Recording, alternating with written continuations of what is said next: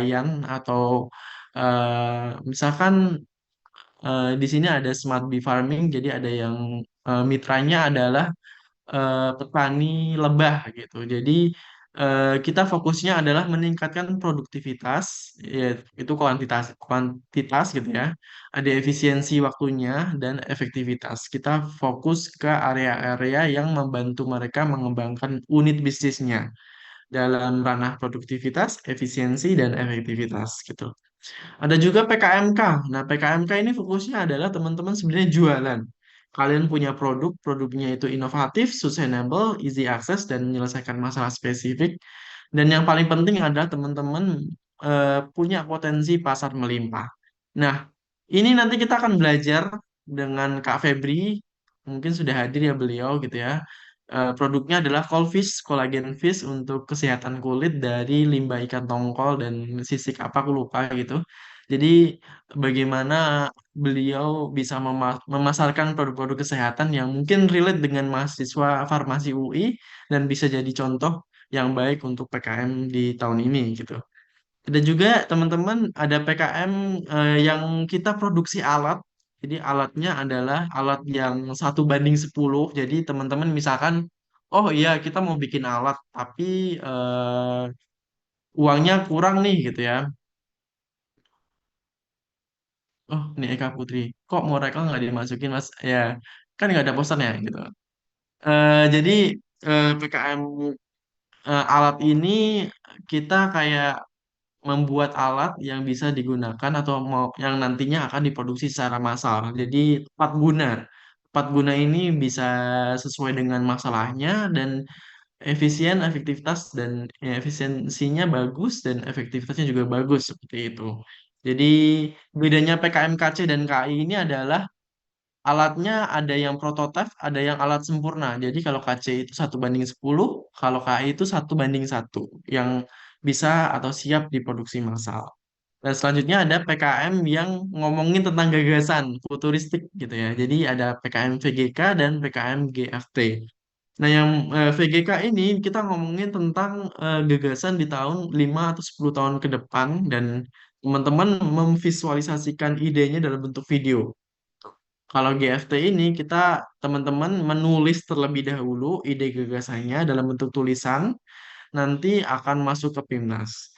Kalau bingung teman-teman, kayaknya akan seperti ini ya alurnya. Kalau yang pendanaan itu dari penerimaan proposal, itu kalian nanti harus ngerancang proposal dulu, cari ide PKM, cari tim PKM, cari dosen pendamping. Lalu diseleksi ke Belma Wadikti, kalian lolos apa enggak? Kalau lolos, teman-teman akan ke pendanaan. Kalau teman-teman udah melakukan realisasi pendanaan, teman-teman akan dinilai kemajuan PKM-nya, bagus apa enggak. Kalau misalkan nggak bagus, teman-teman berarti tidak lolos ke PIMNAS. Tapi kalau bagus, teman-teman akan masuk ke PIMNAS 38 Universitas Hasanuddin Makassar. Kalau di sini, kalau PKM yang insentif itu sebenarnya adalah teman-teman bikin proposalnya proposal gagasan. Teman-teman akan diseleksi lolos apa enggak. Kalau lolos langsung ke PIMNAS. Jadi nggak harus melalui tahapan pendanaan dan penilaian kemajuan karena yang dinilai hanya idenya. Kalau yang di atas pendanaan yang dinilai adalah ide dan realisasinya sudah baik atau benar. Outputnya adalah yang manfaat apa enggak gitu. Oke. Eh, yang pertama teman-teman akan lakukan adalah teman-teman menemukan ide. Suatu awal dari suatu perjalanan itu adalah ide. Ide adalah suatu hal yang pertama dan itu sangat sangat krusial teman-teman harus kembangkan karena ide ini adalah fondasi ya. Kalau fondasinya kuat, kalau diterpa angin nggak akan roboh gitu. Nah, ide yang bagus tuh tidak harus wah, tidak harus yang mengubah dunia dan nggak sesuai dengan yang sesuai dengan bidangnya gitu. Jadi nggak yang harus kayak Superman ya mengubah dunia. Jadi sesuai dengan bidangnya dan spesifik itu jauh lebih bagus.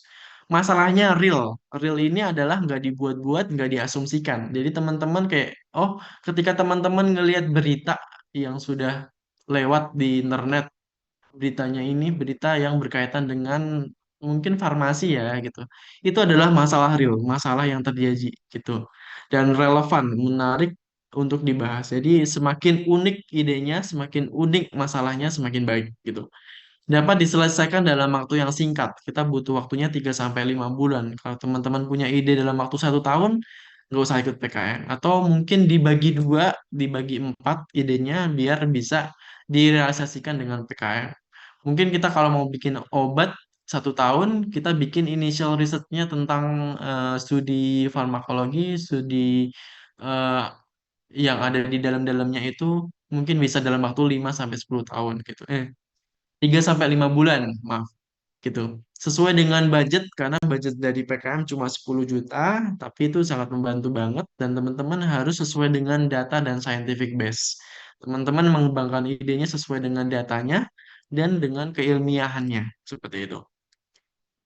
Oke, ini adalah salah satu exercise ya, ketika aku mungkin main-main ya ke suatu daerah, ke Minang gitu ya. Aku menemukan di situ ada yang namanya dadia. Dadia itu sejenis yogurtnya Minangkabau. Jadi yogurt ini dari kerbau gitu. Nah, aku merasa bahwa oh ada masalah sih sebenarnya kalau misalkan aku merasakan bahwa aku depresi mayor, aku memiliki gangguan depresi mayor. Gimana sih kira-kira aku bisa mengembangkan idenya gitu. Nah, timbul pertanyaan kayak si Dadia ini bisa nggak sih menyelesaikan gangguan depresi mayor? Ini gimana ya caranya untuk bisa mengembangkan si produk Dadia ini gitu ya.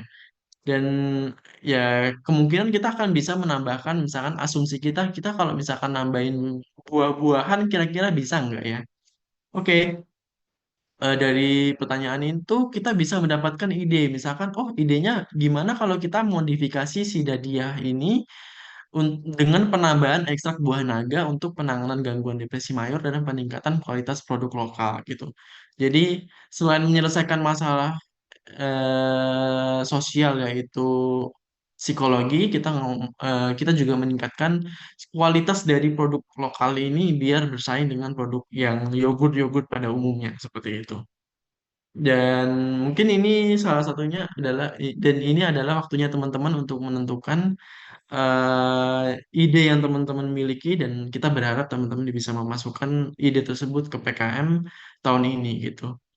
Dan yang selanjutnya, teman-teman ketika teman-teman udah dapat ide, teman-teman silakan untuk mencari tim mengelaborasi semua ide yang teman-teman punya dengan teman-teman dari fakultas lain atau dari teman sejurusan, teman satu fakultas is okay, but we hope that teman-teman bisa belajar untuk berkolaborasi dengan fakultas lain untuk mengembangkan ide yang jauh lebih baik lagi gitu.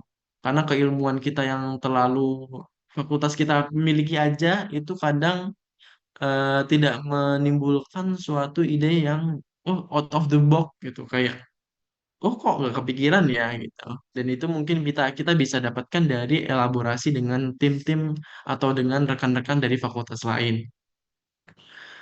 Dan turn your idea to proposal. Kalau dibilang-bilang, aku udah 6 kali ikut PKM dan ya ada gagalnya. 4, 5, 6 ini adalah proposal ketika aku semester 2, dan semester 5 dan semester 4 ya, 2 dan 4 dan aku merasa gagal di situ. Tapi untuk semester 3, untuk 321 ini, 1, 2, 3 ini adalah proposal yang lolos ke nasional dan dapat medali emas di PIMNAS 33 dan medali perak di PIMNAS 34 gitu. Perunggu nih maksudnya. Jadi teman-teman jangan khawatir, jangan mudah menyerah karena semua orang yang menginspirasi, semua orang yang sukses itu mulainya juga dari kegagalan gitu. Jadi let's enjoy the show gitu. Teman-teman silakan untuk mengeksplorasi diri dan kita bilangnya apa ya? Mengurangi jatah kegagalan untuk bisa sukses gitu ya. Teman-teman kalau misalkan bingung, teman-teman bisa follow Instagram kita di PKM Center UI gitu ya. Kita sangat berharap teman-teman bisa mendapatkan informasi yang sangat banyak dari PKM ini gitu ya. Dan eh, teman-teman banyak informasi yang kita berikan di kanal kami. Teman-teman bisa follow di Instagram yang ada di chat. Silakan untuk diklik dan di follow gitu ya. Eh, di situ juga tertera sih informasi seputar wait, dulu.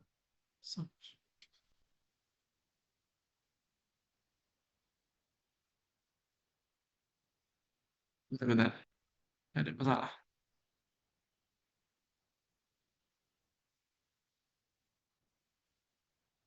Seputar PKM di situ ada Bitly, ada Linktree ya. Linktree PKM UI 2024 udah diupdate ke 2025. Di sana ada terkait dengan penerimaan proposal, pendaftaran ide, coaching ide, pedoman PKM, database juara PIMNAS, ada template PKM juga, ada Safari Fakultas yang informasinya kita akan sebar melalui Linktree juga gitu ya. Di situ ada banyak sekali informasi yang kalian akan dapatkan. Mungkin aku bisa demonstrasikan ya, teman-teman. Ini adalah PKM kami gitu ya. Di sini ada Linktree, kelihatan nggak Linktree-nya? Reni, Linktree ini Lihat, Kak. ya. Jadi di sini teman-teman bisa masuk ke Linktree-nya. Di sini ada pedoman PKM. Jadi semua PKM panduannya sudah ada di Linktree tersebut. Kalian bisa isi akses dan kita akan update di tahun 2025-nya.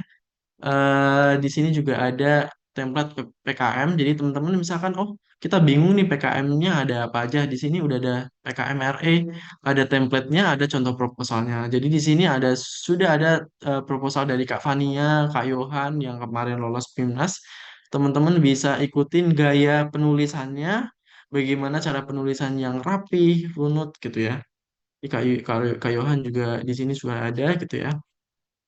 Kalau teman-teman bingung cari idenya, teman-teman, oh misalkan ide tahun-tahun yang lalu udah menang PIMNAS tuh gimana sih? Di sini ada database juara PIMNAS gitu ya. Ini ada PIMNAS 37 kemarin udah aku update di spreadsheet gitu ya.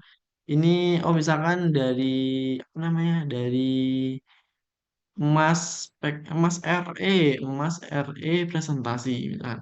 Mas RE presentasi dari Universitas Hasanuddin, optimalisasi pengantar senyawa apa nih dari ekstrak hijau sebagai mucus parenting nanopartikel aerosol inhalatin aku nggak tahu itu teman-teman silakan untuk bisa mengeksplorasi ide-ide yang sudah ada di tahun sebelumnya dan bisa memodifikasi mengembangkan dengan produk yang lain atau dengan tanaman yang lain dengan komoditas yang lain kita berharapnya teman-teman bisa mengembangkan ide dari itu gitu dan itu aja sih Safari Fakultas ini belum diupdate dan kita nanti akan update recordnya karena ini Safari pertama ya untuk farmasi seperti itu.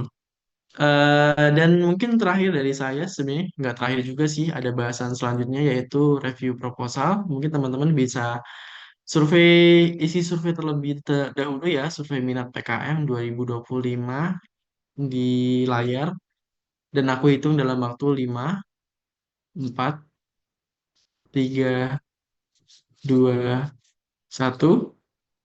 Oke, kita move ke sedikit informasi terkait dengan kesalahan-kesalahan yang ada di KM gitu ya. Oke, jadi aku sudah merekap gitu ya, administrasi ini ada 29 dosa besar. Namanya dosa besar tuh kalau salah satu ya dosa. Salah satu nggak lolos gitu. 25 dosa besarnya itu sudah sangat lengkap. Misalkan, oh teman-teman tidak sesuai isi proposalnya dengan bidang yang diusulkan. Teman-teman PKM-nya PKM PM, tapi isinya PKM RSA misalkan. Teman-teman PKM-nya PI, tapi metodenya metode riset gitu. Jadi itu nggak sesuai, jadi nggak lolos. Kesalahan judul akronim ada singkatannya. Misalkan singkatannya apa? Tabletif atau apa gitu. Jadi singkatan yang nggak bermakna itu dikurangin karena itu nggak sesuai dan lebih dari 20 kata. Misalkan 21 kata itu dicoret. Ada sampul. Teman-teman di PKM itu nggak ada sampul, langsung daftar isi karena sampulnya ada di Simbel Mawa, sudah auto generate gitu ya. Jadi teman-teman hanya fokus ke isiannya aja. Terdapat lembar pengesahan. Lembar pengesahan juga auto generate di Simbel Mawa. Simbel Mawa itu sistem yang untuk mengupload proposal ini. Jadi teman-teman gak usah pakai pengesahan, langsung ke daftar isi. Ukuran kertasnya A4. Biasanya kesalahannya itu adalah teman-teman menggunakan F4 gitu. Jadi itu juga salah. Kesalahan format paragraf tidak satu kolom. Kalian teman-teman pakai dua kolom, salah. Kesalahan font. Biasanya harusnya TNR 12. teman-teman pakai Calibri 12 itu salah. Apa teman-teman kopas dari ChatGPT terus dimasukin udah kelihatan itu pasti nggak TNR gitu. Kesalahan marginnya itu harusnya 4 4 4 3 3 3. Atasnya kiri 4, atas kanan bawahnya 3. Biasanya ada yang 2 2 2 2 gitu, itu juga salah. Jadi ada banyak sekali, ada 29 dosa besar PKM. Nanti aku kirim ke chat ya, teman-teman bisa evaluasi sendiri proposalnya karena kita sangat berharap teman-teman mandiri dalam mengerjakan proposal. Jadi ketika teman-teman mengupload ke kami dengan dosanya yang lebih kecil, kami lebih mudah untuk mengampuni ya gitu. Daripada dosanya ada 10 atau 12 gitu. Karena kita ribet untuk mereview dan kita juga bingung cara, bukan bingung sih, lebih tepatnya adalah kita mm, meminimalisir waktu untuk mereview ini biar teman-teman fokusnya ke substansi seperti itu. Mungkin kita juga bisa review ya beberapa proposal. Ini misalkan teman-teman, ini Anastasia Haryanto, aku nggak tahu dari farmasi juga. Kemarin seperti ini ada kesalahan. Jadi ini adalah nomor halamannya di bawah. Ini udah benar. Tapi kalau yang angka ini, yang halaman pertama ini harusnya ada di atas, nggak boleh di bawah. Mohon maaf, Kak Sabil, share screen-nya masih di 29 dosa besar, Kak. Oke, bentar. Tadi udah share entire, tapi kayaknya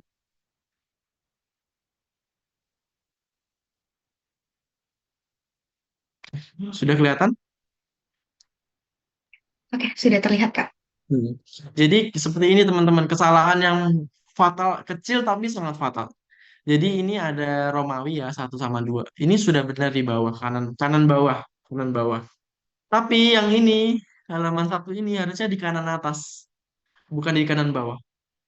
Simple satu itu aja, kesalahan itu aja, itu tuh nggak lolos. Jadi se setrik itu di PKM. Karena kan di PKM kan banyak ya yang meng- mengajukan proposal ya. Kalau ada yang lebih administratifnya lebih lebih taat aturan, kenapa yang nggak taat aturan dilolosin gitu? Kan kita kan cari yang sesuai dengan apa yang kita inginkan seperti itu. Nah, ini juga nggak harus nih teman-teman. Ini latar belakangnya terlalu menjorok nih. Teman-teman bisa kesiniin lagi. Dan semua yang ke bawah ini bisa satu line gitu. Misalnya dari Kak Yudhistira. Kak Yudhistira ini dari fisika. Kemarin dapat proposal dengan nilai tertinggi se-UI gitu ya. Proposalnya rapih gitu ya. Jadi ini tuh nggak harus menjorok ke sono, nggak harus menjorok, nggak usah. Jadi nggak ada panduan yang menjelaskan penulisan itu harus menjorok. Kayak misalkan 1.1-nya kayak gini, nanti ada 1.1.1. Itu harus menjorok dari paragraf yang ini. Nggak harus, karena itu nggak diatur di panduan gitu. Jadi ini sudah sangat, apa ya, sangat baik gitu ya menulisnya, sudah rapih banget gitu ya. Kalau yang punya Kak Anastasia ini masih ada yang kesalahannya, misalkan harusnya kan 10 halaman. Dia menulisnya 11 halaman, karena 11-nya nggak ada sih sebenarnya. Cuma ini fatal karena ada halaman kosong, seperti itu.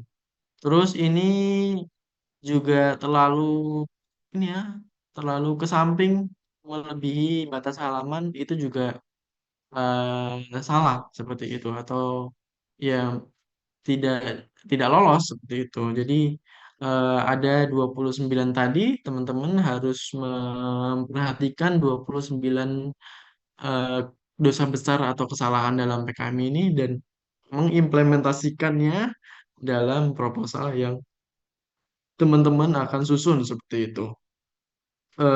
Dan ini jauh lebih, ini punya Kak Rifti yang kemarin lolos ke, yang dapat medali perunggu, yang dapat medali perunggu ini jauh lebih rapi lagi karena susunannya sangat enak dibaca. Eh, nggak ada yang miss sama sekali menurutku. Cuma secara substansial mungkin masih ada yang perlu di-upgrade dan kita upgrade pas pelaksanaannya.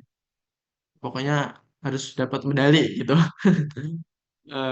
Alhamdulillah dapat gitu. Dan teman-teman bisa aksesnya tadi di link 3 PKM dan aku berharap banget teman-teman bisa belajar dari eh, tim-tim yang udah lolos di PIMNAS tahun-tahun sebelumnya dan teman-teman bisa jadi delegasi UI untuk PIMNAS 38 di Unhas nantinya gitu. Mungkin sekian dari aku, Reni. Dicukupkan terlebih dahulu. Kita bisa move untuk ke materi selanjutnya oleh Kak Febri. Sekian teman-teman semuanya. Terima kasih. Assalamualaikum warahmatullahi wabarakatuh. Waalaikumsalam warahmatullahi wabarakatuh. Terima kasih banyak Kak Sabil atas materinya. Sungguh materi yang sangat menarik ya teman-teman. Mungkin aku izin recap sedikit kali ya mengenai materi yang udah disampaikan sama Kak Sabil. Kalau PKM sendiri itu adalah program unggulan Kemendikbudristek ya, Dikti dengan 25 kelas kejuaraan, di mana nanti pemenangnya itu bisa mendapatkan setara emas, perak, dan perunggu. Di mana untuk kategori 25 kelas ini dibagi jadi PKM pendanaan sama PKM insentif. Nah, mungkin kalau dari PKM Center sendiri itu merekomendasikan 3 jenis PKM yang teman-teman IKM FF bisa coba itu PKM RE, PKM PM, dan PKMK. Di mana PKM RE sendiri itu lebih ke kaji fenomena dengan sudut teori saintek. Terus juga ada PKM PM yang lebih menyelesaikan masalah khususnya ke mitra yang non-profit. Beda dengan PKM PI yang dia ke mitra yang profit. Lalu juga ada PKMK yang bergelut di produk inovatif dengan potensi pasar yang melimpah. Mungkin ada satu hal yang memang menjadi fondasi kuat gitu untuk teman-teman menyusun PKM itu adalah ide. Harus ada idenya terlebih dahulu, di mana ide ini harus menyelesaikan masalah yang real dan relevan, serta dapat diselesaikan dalam waktu yang singkat dan juga rasional.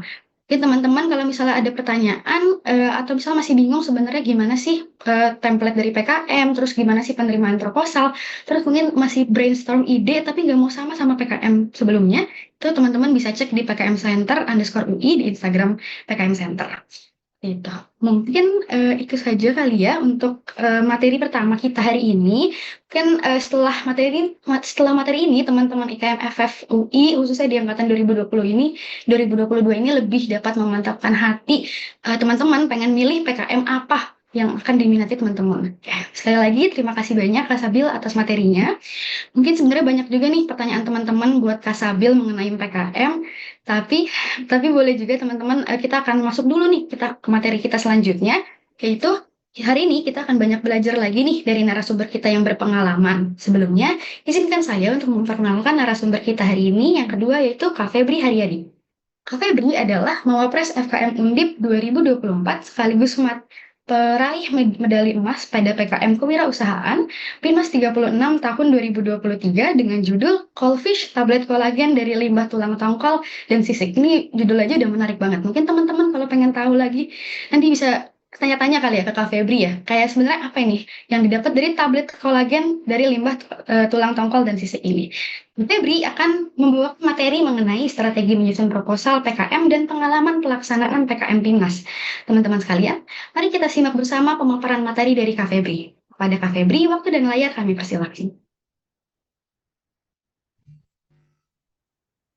Oke, halo selamat pagi semuanya. Suaraku terdengar nggak ya? Sudah terdengar, Kak? Oke, terima kasih buat kesempatannya, terutama dari BKM Center UI, dan ini first time aku ngisi di UI gitu ya. Jadi aku harap nanti dengan pemaparan yang aku berikan ke teman-teman itu dapat membantu buat teman-teman nanti jadi salah satu uh, bagian gitu dari PIMNAS 38 ya di Unhas gitu.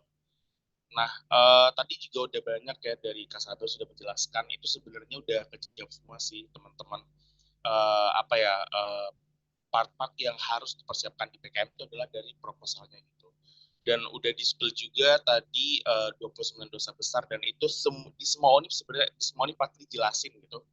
29 dosa besar itu dan pun ketika itu ada salah ada satu hal yang salah gitu semisal tanda tangannya itu pakai digital gitu di lembar buat apa ya buat anggota itu juga bisa jadi salah satu penghambat gitu buat bisa timnas gitu jangankan timnas gitu lolos pendanaan pun seperti nihil kemungkinan gitu kan karena satu aja kesalahan itu bisa jadi uh, bukan bisa jadi tapi udah didiskualifikasi gitu itu satu hal yang harus teman-teman pahami gitu bahwasanya PKM itu tidak hanya soal substansi yang bagus atau substansi yang substansi yang trennya lagi naik atau apapun itu akan bisa kalah nantinya kalau substansi teman-teman, kalau sistematika teman-teman itu uh, tidak terpenuhi gitu. Ini udah masuk belum ya presentasiku layarnya? Sudah masuk, Kak. Oke, di sini aku bakal ngebahas lebih dalam gimana sih cara buat nyusun ide-ide PKM itu seperti apa sih gitu. Karena pada saat ini berkembangnya ya udah di Pimnas 37 itu ide-idenya itu sebenarnya udah di luar nalar gitu. Dan unik-unik gitu. Tidak pernah terpikirkan kalau misal kalau kita baca dari judul-judul yang lolos Pimnas itu, kita kok bisa ya orang bisa pikir gitu. Udah sampai ke tahap itu dari ide-ide dari PKM Pimnas ini gitu. Sebelumnya aku mau memperkenalkan diri kembali gitu ya. Aku Febri Haryadi, saat ini di semester 5 di Undip, dan beberapa penghargaan yang aku dapatkan terutama itu di PKM gitu ya, di 36 aku alhamdulillah dapat medali emas di PKM kewirausahaan itu di kategori presentasi, dan juga di tahun ini sebenarnya aku ikut PKM di RSH, cuman itu sampai pendanaan aja gitu, nggak lolos PKP 2 gitu. Oke, selanjutnya ini recap ya pada saat aku di Timnas 36, keseruannya gimana, dan gimana sih rasanya dipanggil ke podium gitu kan, jadi center of attention. Dan ternyata PKM itu tuh bukan soal lomba yang prestasi aja gitu, tapi juga lomba yang berdampak ke hidup kita gitu. Jadi dengan kita ikut PKM dan menjadi salah satu medalis gitu, tadi yang udah dijelasin, ketika nama kita masuk di salah satu surat keputusan yang ada di BPTI, Puspesnas, itu udah jadi langkah kita tuh bukan satu langkah lagi, tapi banyak langkah yang kita lewati, yang itu bisa jadi opportunities kita nanti ke depannya, misal mau lanjut studi lanjut dan lain segala macam, itu bakal sangat terbuka gitu, karena kurasinya dari Pusprestas itu sangat sulit gitu. Pada itu dengan kita menjadi salah satu ini ya medalis Bimnas, suatu hal yang sangat berdampak nanti ke karir kita gitu. Nah, sebenarnya kalau aku biasa, karena ini online ya, aku harap teman-teman yang mendengarkan udah nyiapin pena, papernya lah, atau apa yang alat mencatatnya gitu. Ya buka mata juga gitu ya, mungkin di jam 9 pagi masih pada ngantuk gitu. Terus juga open your mind, teman-teman bisa kosongkan dulu nih pikirannya gitu. Layaknya gelas kosong, gimana sih alurnya PKM itu seperti apa gitu. Dan tentunya buka hati ya teman-teman ya. Kalau udah nggak buka hati, nanti semua ilmunya nggak masuk. Oke, selanjutnya yang bakal aku bahas dan aku ajak teman-teman diskusi di sini tuh, yang pertama adalah kita warming up dulu PKM itu seperti apa gitu. Terus juga nanti kita bakal ngebahas gimana sebuah generating idea atau membuat sebuah ide yang dia itu fancy dan PKM banget itu gimana gitu. Karena PKM ini tuh beda dari perlombaan-perlombaan lainnya yang biasanya kita ikut esai, business plan, atau karya tulis, lomba-lomba yang biasa diadakan sama jurusan fakultas himpunan itu, dari segi dari segi persiapan dan idenya itu terlihat beda gitu, apapun terlebih dari judulnya aja itu ada perbedaan gitu. Dan di sini aku bakal bahas sedikit juga tentang PKM RE dan K nantinya, lalu juga dengan tips and trick yang bisa teman-teman terapkan buat ikut PKM gitu. Nah, yang pertama adalah ketika kita mendengar yang namanya PKM, yang kepanjangan adalah program kreativitas mahasiswa, kata kunci itu hanya satu teman-teman, yaitu kreativitas. Yang diadu di PKM itu adalah kreativitas kita. Bagaimana kita menciptakan suatu produk atau inovasi, atau melakukan sebuah riset yang itu tuh nilai kreatifnya itu tinggi dibandingkan dengan kompetitor lainnya gitu. Nah, yang dipertaruhkan itu adalah kreativitas kita, gimana cara kita mendevelop suatu produk yang awalnya dia dari hal yang nggak ada nilai jadi sebuah nilai, itu adalah bagian dari kreativitas gitu. Nah, dan gimana caranya kita di era saat ini di mana pasti udah banyak banget penelitian-penelitian terdahulu yang udah advance dan lain segala macamnya. Gimana sih cara kita buat melihat suatu kreativitas atau gap yang ada di situ buat kita jadiin suatu kreativitas gitu. Nah itu yang dibutuhkan yang apa ya? Jadi kata kunci dari PKM ini gitu. Nah uh, yang apa ya? Ketika teman-teman ikut PKM yang pertama harus teman-teman lakukan adalah memunculkan rasa ingin tahu gitu. Balik lagi, kreativitas itu tidak akan muncul kalau teman-teman nggak pengen tahu nih kondisi saat ini seperti apa sih gitu. Banyak hal yang apa ya, sebenarnya nggak apa-apa gitu, pola pikir itu ada gitu. Cuman kalau diterapkan ke PKM itu akan sangat sulit gitu. Dimana kalau aku pun pribadi yang ngerasa gitu, gimana kalau kita itu pengen ikut lomba, pasti kita udah punya solusinya dulu gitu. Jadi kita berangkat dari sebuah solution buat mengatasi sebuah masalah gitu.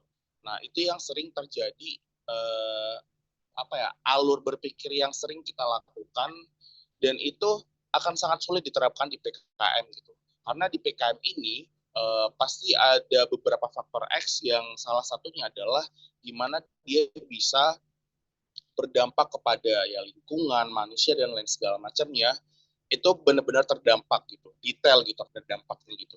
Bukan karena suatu masalah yang harus ada karena kita udah punya solusinya gitu. Itu yang harus teman-teman terapkan nantinya ketika teman-teman brainstorming ide buat PKM. Nah, lalu kreativitas kreativitas dan inovasi gitu. Di sini juga ada kekeliruan gitu yang terjadi di PKM gitu. Pada saat aku ngelihat teman-temanku dan aku pun pribadi juga apa ya kalau ketika dipikirkan ternyata salah nih pola pikirnya gitu. Nah, di PKM, di judul-judul PKM itu identik dengan namanya inovasi. Jadi di setiap judul itu bukan setiap judul ya, tapi banyak judul PKM yang lolos pendanaan maupun lolos PIMNAS pasti itu berawal dari inovasi gitu. Nah, ternyata yang mana inovasi ini malah jadi bentuk batasan kita melakukan sebuah kreativitas gitu. Nah, itu yang sering terjadi gitu. Dengan adanya inovasi, kita berpikir harus membuat suatu hal yang baru gitu. Membuat suatu hal yang baru buat mengatasi masalah gitu. Padahal ternyata kreativitas tidak hanya apa ya, tidak hanya fokus membuat suatu hal yang baru gitu. Dengan cara kita pun mengatasi suatu masalah dengan apa ya, dengan bukan hal yang baru, tapi dengan perspektif yang baru, ya, itu juga merupakan bagian dari kreativitas gitu. Nah itu juga yang harus teman-teman bisa terapkan dan aplikasikan nantinya ketika teman-teman ingin melakukan brainstorming ide atau mencari ide dari sebuah PKM itu tersebut gitu. Nah selanjutnya itu adalah gimana sih cara kita buat generating idea, gimana cara kita buat nyusun ide itu seperti apa sih gitu. Hal yang pertama yang menurutku itu bisa digunakan di PKM itu adalah brainstorming. Karena PKM itu adalah lomba tim gitu. Ya teman-teman sebisa mungkin ya sebenarnya ini nggak wajib, tapi teman-teman akan lebih baik ketika teman-teman punya tim, udah punya tim nih dan masing-masing dari tim itu dari anggota itu udah punya idenya gitu. Nah, itu akan sangat lebih manjur nanti dan lebih mutakhir gitu ya idenya gitu. Karena di PKM ini yang bukan di PKM yang biasa aku temuin gitu ya. Biasa tuh ada satu orang yang pengen banget ikut PKM dan dia udah punya ide dan dia tinggal nyari anggota timnya gitu. Dan itu sering terjadi kekeliruan di mana karena dia cuman punya satu perspektif dari dirinya dan idenya gitu ya yang udah jadi gitu. Nah, itu ada banyak hal-hal yang bolong gitu. Maka dari itu brainstorming itu perlu banget teman-teman ketika teman-teman nanti ingin menyusun suatu proposal PKM gitu. Nah, yang pertama adalah ketika teman-teman ingin ikut PKM, jadi teman-teman itu apa ya? Teman-teman itu jangan membatasi diri teman-teman keahlian ataupun ruang lingkup teman-teman untuk membuat suatu ide gitu. Nah, kebetulan ini ya PKM yang di 36 itu, kalau dari judulnya kita bikin tablet kolagen dari tulang ikan tongkol dan sisik ikan mujair itu buat suplemen kulit itu kalau kita lihat dari ranah apa ya ranah jurusannya itu tuh sangat apa ya sangat berhubungan dengan yang namanya farmasi, teknik kimia, hal-hal yang berbau dengan kesehatan yang itu secara klinis gitu. Sedangkan jurusanku pribadi adalah kesehatan masyarakat yang dia bergerak di bagian promotif dan preventif gitu. Lebih ke humanioranya dan sosialnya gitu. Nah, itu yang sering terjadi di mana ketika aku ngeliat teman-temanku yang minta review dan lain segala macamnya gitu ya. Nah, itu uh, malah menjadi batasan gitu buat mereka buat develop suatu ide gitu. Nah, maka dari itu ketika teman-teman melakukan brainstorming, yang pertama yang teman-teman lakukan adalah kumpulkan semua ide ataupun hal yang terbesit di pikiran teman-teman atau yang teman-teman alami gitu. Misal sekarang panas banget cuacanya gitu dan sejam aja itu udah bisa gosong kulit kita gitu, udah bisa iritasi gitu. Nah, gimana cara kita dari mengatasi masalah tersebut dari banyak perspektif gitu. Next, ini aku baca singkat aja ya. Ini rules brainstorming yang banyak sekali apa ya miss gitu. Yang pertama tadi ya teman-teman jangan membatasi diri. Eh, Teman-teman harus bisa apa ya explore membuat suatu ide yang aneh dan terkesan gak mungkin gitu di awal gitu. Teman-teman gak apa-apa gitu buat mengimajinasikan ide tersebut gitu. Nah, selanjutnya teman-teman pada saat brainstorming, teman-teman jangan terlalu fokus kepada ide ini udah harus mutakhir gitu. Nggak apa-apa mentah dulu gitu. Yang penting dari segi kuantitas ide ini udah banyak, udah teman-teman udah punya bank ide gitu buat nantinya bisa difokuskan gitu. Selanjutnya adalah ini yang sering terjadi dan aku sering melakukan ini juga ya teman-teman ya. Ketika di brainstorming kita melakukan apa namanya melakukan apa ya memberikan ide nih teman kita gitu yang kalau kita pikir itu aneh dan lain segala macam dan itu malah merusak dari alur brainstorming tersebut gitu. Jadi yang ketiga adalah don't judge first gitu dari sesi brainstorming ini. Lalu yang kedua, teman-teman bisa memvisualisasikan alur berpikirnya, apa ya, kalau di RE itu kerangka risetnya gitu ya, mau ngapain dulu, ini mau diekstrak kah, atau mau dimodifikasi lah, atau mau dikasih senyawa apalah gitu. Nah itu nanti bisa teman-teman visualisasikan pada saat brainstorming tersebut. Lalu, teman-teman juga harus perlu membatasi waktu ya buat brainstorming ini agar nanti tidak berlarut-larut. Nah, itu adalah apa ya rules atau salah satu cara teman-teman buat bisa uh, membuat satu ide gitu dari bentuk tim tersebut gitu. Nah, selanjutnya adalah di sini aku udah bakal menjelaskan ya dari pengalamanku dan juga dari apa yang aku pelajari gitu selama ikut PKM ini udah tahun ketiga gitu ya aku ikut PKM gitu. Jadi aku ikut PKM itu dari maba di tahun ini sama tahun depan mungkin kayaknya aku bakal ikut lagi gitu. Jadi aku bakal apa ya sharing nih sama teman-teman gitu mengenai PKM ini gitu. Dan di sini ada PKM R dan K gitu ya. Nah, aku nge-capture salah satu poin penting yang ada di pedoman. Jadi teman-teman ini ya teman-teman kalau ikut PKM itu adalah yang harus pertama-tama teman lakukan adalah baca pedoman gitu. Itu udah satu hal yang pakem gitu ya karena kalau kita nggak baca pedoman nanti ya udah uh, belum apa ya ngawur gitu dari proposal kita tuh nggak ada dasarnya gitu. Nah di RE itu ada ruang lingkupnya teman-teman. Di mana di RE ini dia membahas sebuah fenomena yang alamiah. Kalau di sosial humaniora dia ngebahas sebuah fenomena sosial gitu. Ya kalau di RE ini kita ngebahas sebuah fenomena yang itu kalau dilihat dari ilmu fisika, kimia, biologi itu adalah suatu masalah gitu. Nah, di RE ini teman-teman banyak banget hal yang bisa teman-teman lakukan dari nyari sebab akibatnya, aksi reaksi, ataupun teman-teman ingin melakukan eksplorasi dan ingin membuat sebuah produk alternatif, produk atraktif gitu. Dan apa ya? Dan teman-teman bisa menggabungkan berbagai senyawa kimia lah atau bahan-bahan alami yang itu bisa jadi solusi buat lingkup-lingkup yaitu seperti kedokteran, kesehatan, farmasi, dan lain segala macamnya gitu. Nah, kalau kita lihat di ruang lingkupnya, di bidang ilmunya, kalau farmasi itu ada di klaster kesehatan. Ada klaster MIPA, itu udah di ranahnya sains matematika, ada yang teknik, biasanya yang arsitektur, PWK, biasanya kalau yang arsitektur itu gimana cara mereka membuat suatu, apa ya, suatu lingkungan itu jadi, apa ya, lingkungan itu tuh berdampak ke alamiahnya manusia gitu. Nah, di sini kita bakal fokus nih buat ke kesehatan. Salah satu ada farmasi gitu.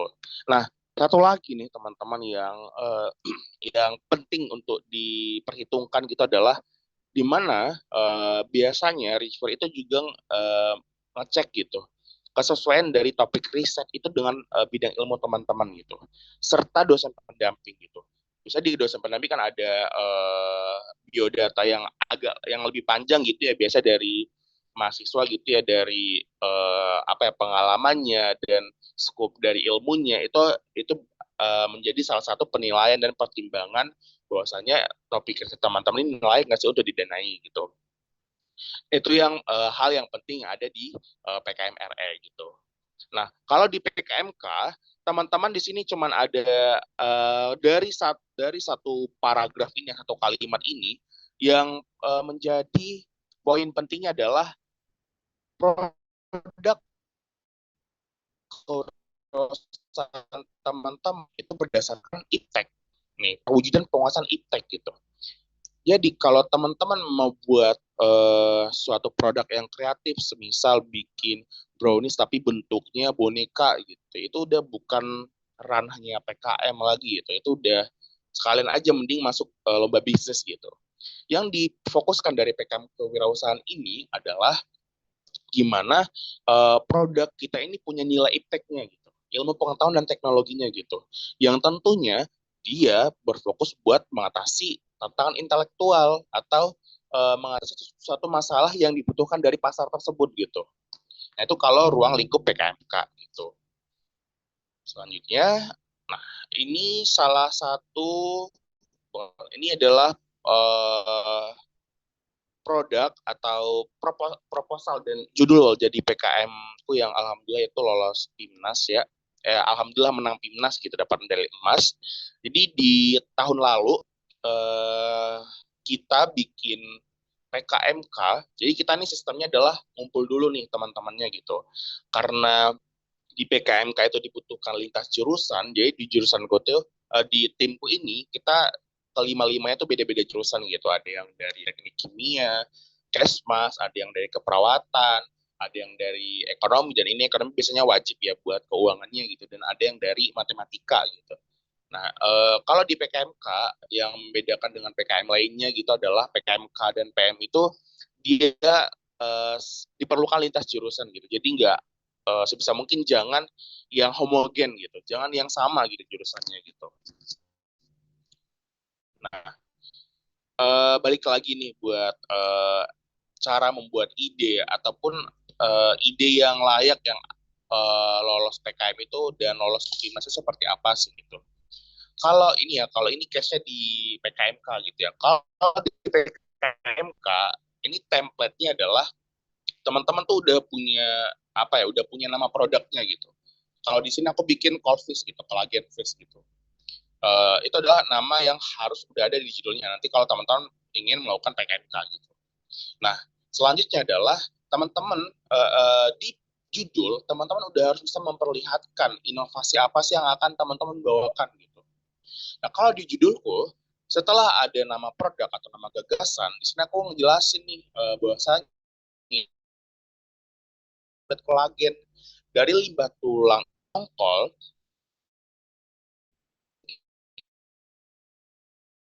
gitu. Di sini kolagen itu dari sebuah limbah itu.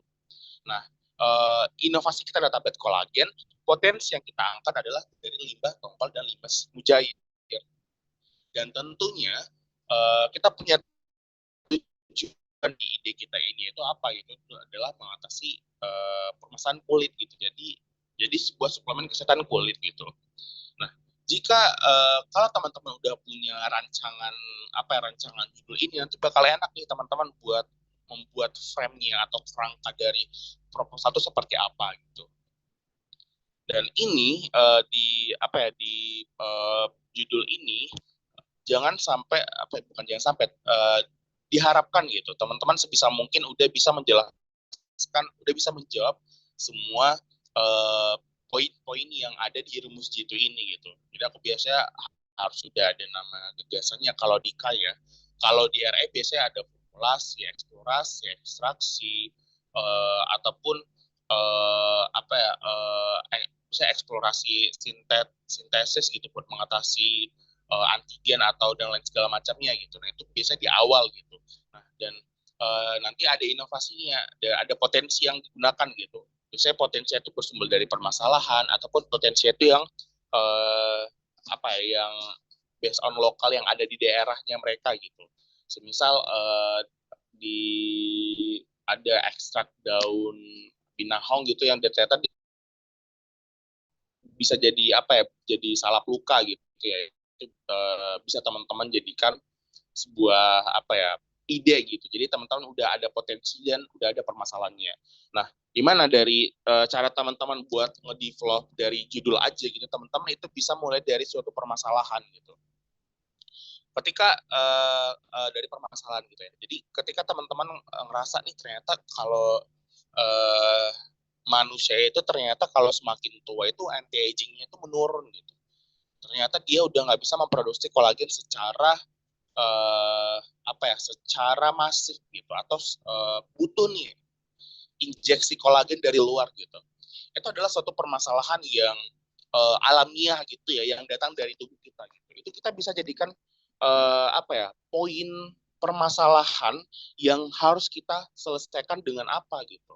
Nah, dari situ aku dan timku berpikiran kayak kita butuh tablet kolagen gitu ya, suplemen kolagen yang ini buat menambah uh, konsumsi dan produksi kolagen yang ada di tubuh gitu.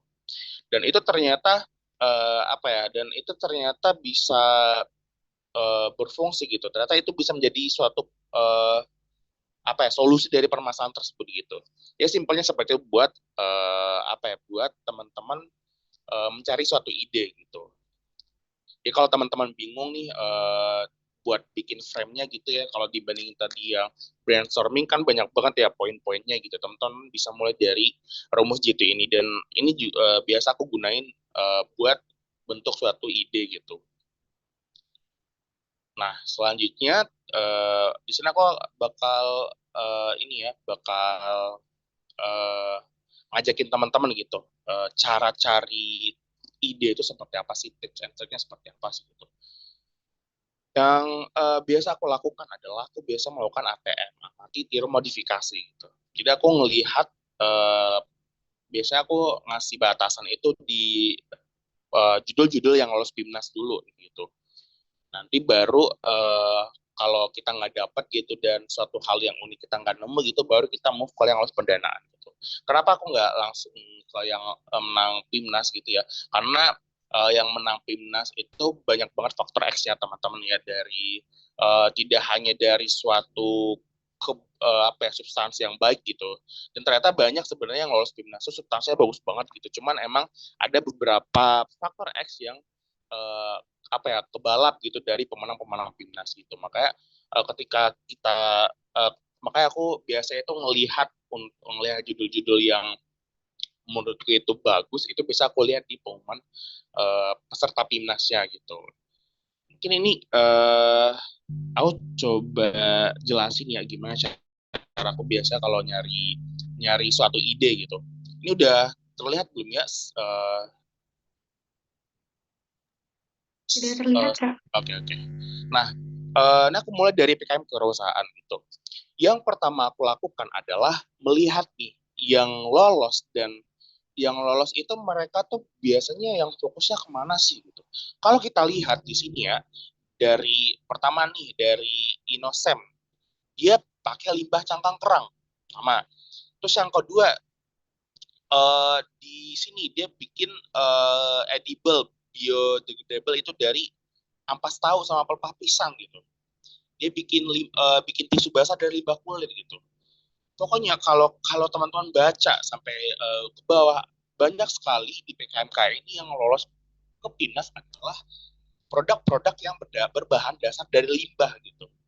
Nah, kalau kita udah dapat trennya, udah dapat apa ya, udah dapat uh, ruang lingkup judul yang dia itu banyak lolos PIMNAS, kita bisa jadikan itu sebagai acuan gitu. Di sini misalnya nih di pakan alternatif dia pakai limbah bulu ayam, singkong, terus dia pakai maggot, terus juga di sini dia buat dia nah di sini dia buat fresh hair, buat apa ya, hair tonic gitu, pakai nano gitu. Dia ngambilnya dari limbah padi gitu. Dan banyak banget di sini aku melihat limbah apa ya, limbah itu bahan produk yang berbahan dasar limbah atau yang menggunakan limbah itu chance-nya lebih gede gitu. Dan itu sebenarnya nggak di tahun ini aja gitu. Di tahunku juga di Timnas 36, di PKMK itu banyak yang menggunakan limbah dan itu menang gitu. Nah, di mana di kelasku, jadi juara satu yang medali emas, perak dan perunggunya itu semua bahan dasar limbah gitu. Nah, dimana kalau timku itu yang bahan dasarnya limbah tulang, terus yang kedua itu dia limbahnya itu dari bahan sisa marmer gitu. Terus yang ketiga itu dia dari limbah sekam padi gitu, yang dia jadiin buat pasir kucing gitu. Nah, begitu. Jadi kalau di PKMK ini banyak sekali judul-judul yang lolos PIMNAS itu adalah dari limbah-limbah gitu. Nah, karena tadi ya kalau kita balikin lagi gitu ya dengan eh, apa ya, lintas prodi kita tahu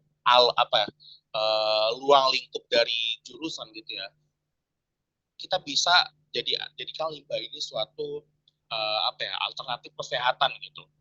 Makanya tadi yang dengan aku buat Colvis tadi, terus juga di sini dia membuat G-Pads gitu ya dari bawang putih gitu. Dan di sini juga dia membuat nih nano spray itu dari kulit kayu, dan dia membuat face body wash dan lain segala macam itu dari limbah kulit jengkol gitu ya. Dan banyak banget sekarang dari apa ya, dari sektor kesehatan, terutama dari kesehatan kulit, kosmetika itu uh, banyak banget judul-judul yang lolos PIMNAS, dia fokus kepada masalah tersebut gitu. Nah, kalau kita bahas dari soal PKMK gitu ya. Nah, balik lagi tadi. Jadi kalau dilihat dari tren tersebut, kita bisa menyimpulkan nih tren-tren apa aja sih atau permasalahan-permasalahan apa sih yang dia happening dan dia di PKM itu dia happening di PKM gitu. Ya kalau kita biasa kan kalau kita searching kan sekarang masalah yang banyak apa sih gitu. Misal kita lihat di TikTok adalah banyak banget masalah yang overclaim serumnya lah, yang white tomato lah dan lain segala macam lah gitu. Yang itu dari uh, ruang lingkup secara sosial gitu. Ternyata di PKM juga ada tren-tren yang kita bisa baca. Cara aku membaca gitu ya, itu dari judul-judul yang lolos PIMNAS dan tentunya yang menang PIMNAS gitu dari situ. Jadi kalau kalau aku lihat ya dari hasil survei atau uh, hasil checking aku lakuin di yang lolos-lolos PIMNAS untuk 2 tahun terakhir ini, banyak banget nggak banyak sih, bukan banyak dan semuanya gitu, tapi dari judul-judul itu banyak banget yang pakai teknologi nano gitu, nano medicine, yang dia itu buat obat luka lah, atau yang buat mengatasi iritasi, dan itu banyak banget, dan itu banyak lolos pendanaan, dan dia juga lolos PIMNAS, dan potensinya besar banget buat lolos PIMNAS gitu. Nah, itu yang pertama. Terus yang kedua, itu kosmetika. Nah, kosmetika ini sekarang banyak banget itu limbah-limbah itu dijadiin sebagai produk kosmetika. Salah satu produk itu tadi kolagen gitu. Pun juga kalau kita ke ranah PKMRE itu bisa banget teman-teman. Jadi teman-teman jangan langsung bikin produknya tapi bikin inovasinya gitu. Ya teman-teman, di judulnya itu adalah ekstraksi dengan senyawa ini buat membangkitkan senyawa kolagennya atau apanya dengan metode apa gitu. Dan ternyata itu bisa jadi eh, apa ya, dari kolagen ini ternyata dia bisa jadi salep gitu atau antiseptik gitu, itu bisa. Nah, tapi teman-teman lihat dari berbahan dasar yang itu bisa dijadikan suatu kosmetika gitu. Itu tren-tren yang bisa teman-teman ambil gitu. Eh,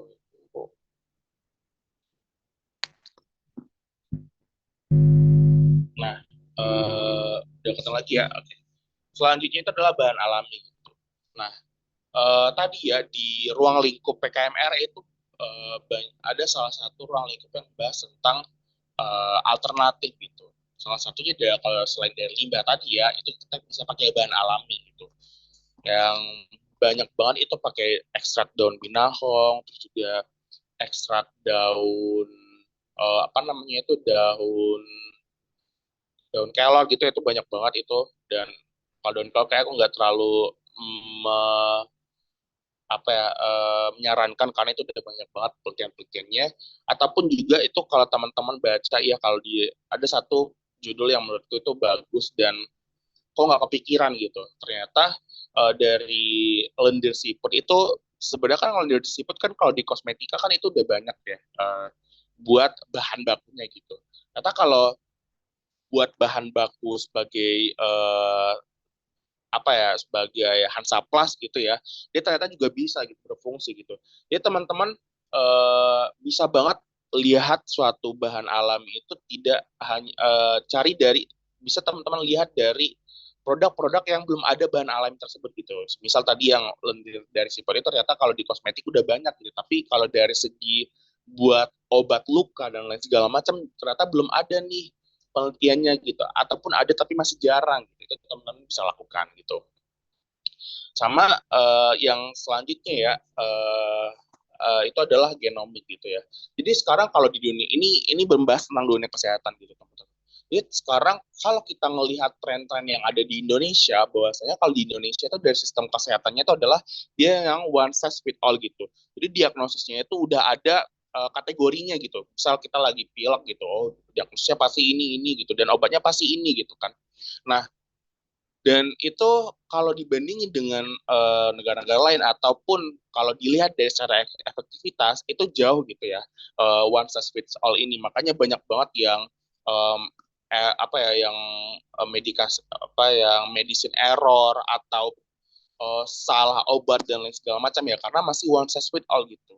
Nah, ternyata saat ini banyak banget di penelitian-penelitian kesehatan itu udah mulai fokus ke namanya yang genomik gitu. Dia udah bukan berbasis yang one size fits all gitu, tapi dia udah ke genomik gitu. Jadi dia udah personalisasi healthcare gitu. Udah kedokteran presisi gitu, udah kesehatan yang presisi gitu. Nah, di sini aku melihat gitu, bukan hanya dari segi teknologinya yang mungkin genomik itu bisa dijadikan suatu teknologi yang digital, tapi itu bisa masuk ke ranah-ranah yang dia harus dilakukan secara klinis gitu. Salah satu adalah farmakogenomik gitu. Nah, jadi teman-teman bisa lihat, bisa jadikan ini salah satu bahan dasar teman-teman buat mencari ide gitu ya, dengan farmakogenomik ini. Nanti teman-teman bisa kembangkan gitu. Yang apa ya, penelitian-penelitian, karena di Indonesia masih jarang tentang hal-hal yang berbahas tentang genomik, teman-teman bisa jadikan dengan adanya farmakogenomik ini, teman-teman bisa mengatasi suatu masalah gitu. Nah, masalahnya apa gitu dengan farmakogenomik ini? Nah, itu teman-teman bisa apa ya, bisa fokuskan itu adalah suatu masalah, bukan masalah tapi suatu penyakit gitu. Ya kalau di riset eksakta itu, dia itu penyakitnya itu udah gamblang dijelaskan di judulnya gitu. Misal mau mengatasi diabetes, atau teman-teman mau ekstraksi daun ini buat mengatasi luka diabetes gitu. Jadi dia udah spesifik gitu. Bukan karena luka kita kena pisau lah atau apalah gitu. Nah itu. Jadi kalau di RE itu udah spesifik penyakitnya apa gitu. Misal teman-teman mau mengatasi sariawan gitu. Nah, cara teman-teman menjelaskan bahwasanya sariawan itu penyakitnya benar-benar sangat-sangat bermasalah, teman-teman bisa pakai istilah lainnya gitu, atau istilah kedokterannya gitu. Itu bisa banget teman-teman lakukan gitu. Itu teman-teman bisa jadikan suatu permasalahan yang bisa teman-teman terapkan di judul gitu. Nah, uh, aku pengen ngajakin teman-teman ya buat ngeliat kalau di PKM RE itu biasanya bentukan-bentukan judulnya itu seperti apa gitu. Terus sebelumnya ini aku ini ya kalau ada yang CO2 lah atau pakai senyawa ini jujur aku harus belajar lagi gitu karena itu benar-benar udah keilmuan yang spesifik gitu. Kalau kita lihat di sini salah satunya yang di sini ya, dia membuat sebuah edible film itu dari nata de soya gitu, dia ambil bioselulosanya itu buat patch obat gitu. Kalau aptostomatis ini kalau di bahasa Indonesia kan itu sebenarnya sariawan teman-teman. Jadi dia ada nambahin ekstrak daun bahan alami tadi ya, daun kersen, terus dia ambil bioselulosanya itu dari nata ini ya, nata de soya gitu. Jadi buat bahan seperti itu buat bahan apa ya buat bahan medianya gitu ya nanti ditambahin ekstrak daun gitu. Nah ini dia bisa ini ya bisa nyampe ke PIMNAS bisa lolos PIMNAS gitu. Ini satu. Terus juga yang bisa ini juga nih teman-teman bisa melakukan kombinasi ekstraksi eksplorasi dan apa ya dari berbagai bahan dasar yang berbahan alami ataupun yang berbahan limbah yang dia punya potensi itu teman-teman bisa lakukan gitu. Kalau di sini dia buat apa ya buat krim krim buat mengatasi uh, jerawat gitu. Tapi jerawatnya itu bukan jerawat yang secara umum gitu. Dia menjelaskan di sini ada jerawat akibat dari Propionibacterium acnes gitu. Ada masalah yang apa ya yang berdasarkan keilmiahan gitu. Jadi dia bukan jerawat batu gitu atau jerawat dahi gitu, tapi dia langsung ngebahas tentang jerawat untuk jerawat yang spesifiknya itu adalah karena disebabkan dari Propionibacterium acnes ini gitu. Jadi teman-teman bisa lebih detailkan ya kalau di RE itu masalahnya itu untuk masalahnya itu adalah masalah yang spesifik gitu dan terutama juga di farmasi yang itu di bagian kesehatan jadi masalah-masalah kesehatan itu yang dia masalah penyakitnya itu udah detail gitu gitu terus nih dia pakai ekstrak andaliman sama markisa ungu gitu buat pasta pembersih gigi gitu nah ini kalau ini teman-teman bisa jadikan di PKMK gitu karena di sini kan masih dalam berbentuk sebuah riset gitu. Nah, dari kombinasi ekstrak ini dan kulit ini itu teman-teman bisa jadikan sebuah produk pembersih gigi, pasta pembersih gigi gitu. Dan itu pasti chance buat lolos PNS pasti gede karena itu lagi tren di PKM gitu. Nah, atau teman-teman bisa melakukan apa ya uji apa ya uji in vivo itu juga sering banget dilakukan ada gitu ya uji in vivo di PK di PIMNAS yang RI. Jadi teman-teman bisa melakukan uji interview sebagai bagian dari riset teman-teman yang dari hasil teman-teman buat ngelakuin apa ya dari tadi mungkin teman-teman masih melakukan ekstraknya atau masih melakukan ekstraksi kombinasi tapi teman-teman juga bisa nambahin dari hasil uji apa ya dari kacamata uji in vivo-nya itu nanti dia bisa jadi antibiotik lah atau apa gitu itu bisa teman-teman lakukan. Nah ini ya yang nano-nano tadi salah satu ini pakai nanopartikel ya dia ini aku kurang tahu ya maksudnya apa gitu tapi ini udah masuk ke ranah ini jelas gitu dia buat jadi terapi alternatif di pneumonia pada balita gitu.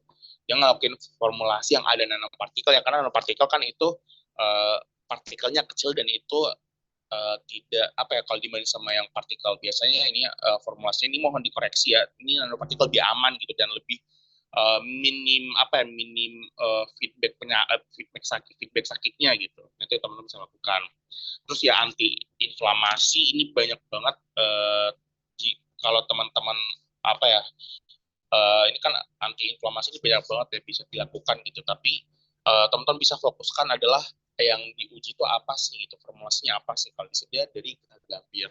Nah, kalau dilihat-lihat ini banyak banget teman-teman kalau dibanding sama ini ya kalau dibandingin dengan hal-hal yang dia itu saintifiknya mengarah kepada MIPA tadi yang ada MIPA maupun teknik yang ada PWK, arsitektur yang MIPA tadi yang ada matematika. Di sini ternyata kesehatan itu banyak banget yang di lolos PIMNAS. Di sini dia bikin salep ya buat diabetes itu dari ekstrak limpang kunyit dan cangkang telur ayam gitu. Jadi teman-teman uh, ini juga nih ini bagus banget gitu. Teman-teman bisa melakukan deteksi merkuri itu ternyata dengan uh, sensornya itu bisa pakai bahan apa sih gitu yang dia bisa melihat gitu. Atau teman-teman bisa melakukan apa ya deteksi formalin, boraks gitu, tapi dengan apa ya dalam makanan yang berbasis kesehatan seperti apa gitu. Itu banyak banget teman-teman bisa kembangkan yang ada di uh, tren-tren untuk mencari ide tersebut gitu. Dan iya pasti ya kalau teman-teman bisa nyari di banyak jurnal ya, dan aku menyarankan teman-teman langsung nyari di jurnal-jurnal internasional gitu yang MDPI, Science Direct, terus Elsevier gitu, karena banyak banget penelitian-penelitian terbaru di sana dia yang belum ada di Indonesia gitu. Dan teman-teman tinggal ngubah apa ya fokus penelitiannya ada gitu yang based on Indonesia gitu. Itu pasti uh, uh, kebaharuannya itu pasti gede banget. Dan kurang lebih itu sih yang bisa aku jelaskan gitu ya. Jadi kalau teman-teman masih ada yang dibingungkan, boleh DM aku dan reach out aku. Aku biasanya open buat sharing di Instagram di DM. Bisa teman-teman capture sekarang dan mungkin cukup sekian ya presentasi dari aku. Harapanku adalah kita bisa berjumpa di Timnas gitu karena aku juga berharap bisa lolos Timnas 38 ya, ini kayak masih typo 37. Jadi aku harap teman-teman yang ada di sini bisa menjadi salah satu bagian dari Timnas 38 dan menjadi salah satu nama yang ada di surat keputusan sebagai pemenang Timnas 38. Kurang lebih dari aku sekian, aku ucapkan terima kasih dan aku kembalikan kepada moderator. Ya, baik, terima kasih banyak Kak Febri atas materinya. Sungguh materi yang sangat menarik ya teman-teman. Sepertinya kita tahu kalau misalnya ide itu jadi suatu fondasi, di mana Kak Febri udah cerita nih kayak gimana Kak Febri bisa menciptakan ide-idenya, bisa dengan memunculkan rasa ingin tahu yang tinggi dari teman-teman, terus juga menitik beratkan kepada kreativitas, lalu juga bisa melakukan brainstorming sama teman-teman tim dari PKM-nya gitu ya, satu tim untuk menentukan solusi terbaik atau gagasan paling kreatif. Teman-teman juga jangan membatasi pikiran, lebih banyak-banyak eksplor. Fokus pada kuantitas ide, hindari mengkritik ide lain, dan batasi waktu untuk brainstorm agar brainstorm tidak terlalu berlarut-larut. Dan juga teman-teman juga penting untuk memastikan kesesuaian ide dengan bidang menjadi hal yang penting. Lalu untuk brainstorm ide, teman-teman juga bisa nih ngelihat dari judul-judul PKM yang udah lolos PIMNAS sebelumnya. Apakah sesuai gitu ya? Apakah teman-teman mengikuti tren-tren kreatif, inovatif yang emang lagi happening sekarang ini? Mungkin untuk tadi yang seperti disarankan juga sama Kak Febri ada juga ide-ide yang memang sering digunakan pada PKM seperti nanomedicine, bahan alami, dan farmakodinamik. Juga teman-teman tidak membatasi di hal itu juga, tapi teman-teman bisa eksplor sebanyak-banyaknya ide-ide teman-teman buat teman-teman bisa maju di PKM nanti. Gitu. Oke, sekali lagi terima kasih banyak Kak Febri atas materinya. Mungkin kita akan langsung masuk ke sesi selanjutnya, yaitu sesi tanya jawab. Ini kesempatan teman-teman nih buat nanyain hal-hal yang belum jelas mengenai materi ke Kak Sabil dan ke Kak Febri. Peserta dapat bertanya melalui dua cara, yaitu menggunakan fitur raise hand dan bertanya melalui kolom chat.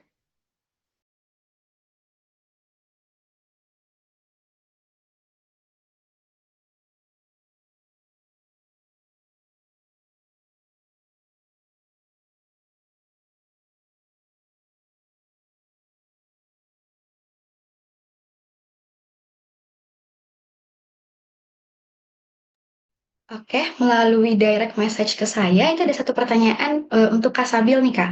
Tadi sebelumnya sudah disampaikan mengenai pemaparan materi untuk pengumpulan proposal itu ada di bulan Januari. Apakah sudah ada untuk tenggat pengumpulan proposalnya? Kalau sudah ada, itu kapan untuk kami bisa dapat mempersiapkan diri menyusun proposal? Terima kasih. Oke, baik, terima kasih atas pertanyaannya. Anonymous banget ya. Oke, untuk tenggat waktunya sebenarnya kami belum berdiskusi ya, tapi mungkin Januari ini akan atau Desember, mungkin Desember akhir ini juga akan pembukaan proposal. Tapi itu masih dalam diskusi, kami juga menunggu dari Belmawa juga gitu. Untuk tahun yang kemarin 2024 itu ya, jadi tenggat waktu pengumpulan proposal itu tanggal 1 Maret atau 30 Februari ya, bulan untuk menyiapkan proposal. Jadi silakan mulai aja terlebih dahulu. Teman-teman tadi udah ada template-nya kan, udah ada di template-nya, udah ada jelas di link tree yang sudah aku bagikan tadi lewat Instagram PKM Center. Teman-teman bisa mulai cari timnya, bisa mulai brainstorming dengan dosen, dengan teman-teman sebayanya, eh, dan banyak lagi yang bisa dilakukan. Misalkan teman-teman mau cari mentor, mentornya bisa mungkin Kak Febri kalau bersedia untuk diganggu, boleh ganggu Kak Febri gitu ya. Atau teman-teman juga bisa menghubungi kating-kating yang telah lolos PIMNAS tahun 2022 dan 2021 ya. 2022, 2023. Ya, 2022 dan 2023 Kak Yohan atau Kak Fania bisa juga brainstorming dengan beliau bagaimana tips dan trik eh, bisa lolos eh, Fibnas gitu ya, dan termasuk bagaimana brainstorming ide yang mereka lakukan. Dan yang kami tahu juga Kak Fania dan Kak Yohan ini salah satu yang sangat mandiri banget ya. Jadi eh, nggak pernah ikut sekali dua kali ya ikut sosialisasi juga, mereka langsung mulai dan cari ide sendiri dan gali informasi panduannya PKM juga sendiri gitu ya. Jadi teman-teman bisa mulai dengan melihat panduan PKM 2024. Nanti kalau misalkan 2025 ada panduan terbaru bisa mengupdate lagi. Kita akan kasih update-nya lewat Instagram. Jadi jangan khawatir teman-teman untuk update panduannya. Semakin cepat teman-teman memulai, semakin banyak waktu yang digunakan untuk mempersiapkan ide yang bagus, proposal yang baik, dan penulisan yang baik juga seperti itu. Jadi silakan untuk dicoba dan silakan untuk dimulai. Kami sangat menunggu proposal terbaik dari teman-teman farmasi. Ya, baik. Terima kasih banyak Kak Sabila atas jawabannya. Kan untuk penanya, apakah sudah jelas? Oke, sudah jelas Kak katanya. Mungkin kita akan masuk ke pertanyaan selanjutnya, itu bertanya mengenai PKM pendanaan. Untuk sistem pendanaan di PKM ini seperti apa? Lalu apakah pendanaan ini diberikan setelah proposal disetujui atau sistemnya ini berupa reimburse? Mungkin Kak Stabil boleh menjawab terlebih dahulu Kak. Itu lah, kalau setelah proposal lolos. Ya, tadi agak terputus ya, maaf gitu. Jadi pendanaan ini sebenarnya kan akan diberikan pendanaannya di awal gitu ya. Cuma karena prosesnya di universitas ya masih, jadi kan awalnya pendanaan ini turunnya lewat universitas terlebih dahulu dan akan diproses. Pasti tunggu, ada waktu tunggu karena kita prosesnya ke universitas gitu, teman-teman. Jadi mau mm, jangan khawatir karena uang ini pasti akan ke teman-teman gitu. Jadi teman-teman yang mau riset untuk skripsi, riset untuk kegiatan, misalkan teman-teman mau ikut kompetisi di luar negeri dengan ide challenge gitu ya. Teman bakal terbantu banget lewat PKM karena teman-teman sudah merealisasikan ide yang teman-teman punya dan teman-teman bisa langsung mengajukan kembali ide tersebut ke kompetisi sejenis di luar negeri. Teman-teman bakal dapat apa ya, dapat poin lebih tinggi karena teman-teman sudah punya produknya atau punya inovasi yang sudah realisasi. Jadi teman-teman punya chance yang lebih besar untuk menang nantinya gitu. Dan untuk urusan keuangan ini sebenarnya eh, gimana ya, ranahnya ada di dua dua ini ya, dua direktorat, ada direktorat keuangan dan kami gitu ya. Jadi pasti banyak sekali koordinasi antara kami dan direktorat keuangan gitu ya. Dan kami pastikan bahwa uang itu akan tepat ke teman-teman gitu, baik reimburse maupun baik yang di suatu saat mungkin ketika ketika uangnya turun akan langsung turun ke teman-teman gitu. Dan itu masih kami koordinasikan dengan direktorat keuangan seperti itu. Oke, baik. Terima kasih banyak Kak Sabila atas jawabannya. Berarti tergantung gimana Direktorat Keuangan dan dari pihak PKM Center mengelola keuangan gitu ya Kak. Bisa reimburse ataupun bisa juga nanti kalau misalnya memang lancar bisa langsung turun ke teman-teman yang mendapatkan pendanaan PKM. Oke, baik. Mungkin kita langsung ke pertanyaan selanjutnya. Ini ada yang raise hand untuk Bapak Radit. Dipersilakan Pak waktu dan layar. Ya, baik. Terima kasih Kak Reni untuk kesempatannya dan juga Kak Sabil dan Kak Febri ya tadi untuk masukannya bagi mahasiswa kami. Ya, tentunya tadi masukan-masukannya sangat berharga ya. Namun dari beberapa kali PKM yang dilakukan dan mahasiswa farmasi submit ke PKM Center ada beberapa evaluasi juga yang kami lakukan. Dan mudah-mudahan ini dapat diakomodir begitu ya oleh Direktorat Kemahasiswaan dan PKM Center. Yang pertama adalah biasanya ini kan pengumpulan dari PKM itu adalah akhir tahun begitu ya Kak ya. Nah, sedangkan pedoman itu masih belum ada sehingga mahasiswa kami seringkali mengikuti kepada pedoman tahun sebelumnya. Nah, ini tentunya ketika pedoman itu muncul, mahasiswa diminta untuk mengubah atau memperbarui atau mengikuti suatu pedoman yang baru, biasanya mereka males begitu Kak. Nah, ini tentunya harus menjadi perhatian juga dari PKM Center ya untuk menginformasikan terkait dengan pedoman yang terbaru itu. Satu, tidak hanya melalui Instagram, tetapi juga mohon bisa disampaikan kepada email kemahasiswaan. Karena tentunya ini seringkali tahun sebelumnya berkaca dari pengalaman PKM tahun 2024, sayang sekali ya PKM dari Farmasi UI itu tidak ada yang lolos. Dan saya mendapatkan informasi dari reviewer nasional bahwa kaitannya lebih banyak adalah format, seperti itu. Nah, sehingga ini menjadi hal yang tadi termasuk dalam 29 kesalahan dosa besar ya, dan itu sangat sayang sekali gitu, administrasi. Padahal kalau kami lihat ide-idenya ini oke-oke begitu ya, tetapi kalau masuk ke dalam kesalahan dosa besar itu tiada maaf gitu ya, tiada ampun seperti itu. Nah, sehingga ini mungkin bisa mohon dibantu nanti dari PKM Center. Yang pertama adalah pedoman 2025 ketika sudah muncul, bisa diinformasikan kepada kami di kemahasiswaan sehingga kami bisa meneruskan kepada mahasiswa. Kemudian yang berikutnya juga bantuan support nih dari PKM Center ya, kalau ada tadi kesalahan-kesalahan yang khususnya adalah yang dosa besar seperti itu, mungkin bisa dibantu untuk jangan disubmit Kak ke nasional seperti itu, tapi dipulangkan ke kami seperti itu sehingga dapat diperbaiki terlebih dahulu untuk sesuai dengan format baru disubmit. Kalau saya lihat tadi ya atau sebelumnya Japrian dari Kak Helman untuk target dari Fakultas Farmasi sendiri sebenarnya tidak banyak. Tetapi kami selalu mengirimkan itu ratusan proposal seperti itu. Nah, ada baiknya mungkin kita tidak mengejar kuantitas tetapi mengejar kualitas saat ini gitu. Jadi kalau tadi kaitannya dengan 29 kesalahan dosa besar dan itu masih bisa diperbaiki, alangkah itu akan lebih baik begitu ya. Dipulangkan saja ke kami, kemudian kami akan perbaiki, lalu menyesuaikan kepada target yang ditentukan oleh Ditmawa, seperti itu atau PKM Center, sehingga kami dapat mensubmit proposal-proposal memang yang baik dan juga yang mahasiswanya niat. Kenapa saya katakan di sini yang mahasiswanya niat? Ya, mohon maaf nanti adik-adik ya 2022, tolong buat proposal yang niat seperti itu ya. Karena buat apa jumlah kuantitas tapi kualitasnya tidak ada seperti itu. Karena seringkali kami submit proposal itu hanya sekedar memang kalau di farmasi itu untuk menggugurkan kewajiban ya sebagai pendaftaran untuk mereka bisa mengambil tugas akhir nantinya. Nah, tetapi ini seringkali disalahartikan oleh mahasiswa bahwa mahasiswa ini hanya sekedar untuk menggugurkan kewajiban, tidak dipenuhi kaitannya dengan kaidah-kaidah, format-format dan seterusnya. Jadi ini mohon perhatian dari mahasiswa teman-teman 2022. Kemudian berikutnya ya terkait dengan timeline dari PKM Center, ini seringkali adanya di akhir tahun, Kak.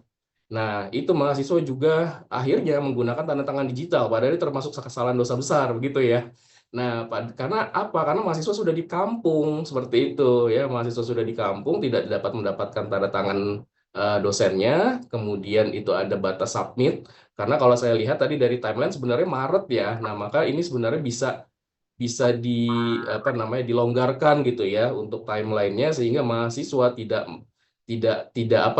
karena hanya mengejar target deadline tadi menggunakan tanda tangan digital yang seharusnya tidak boleh seperti itu.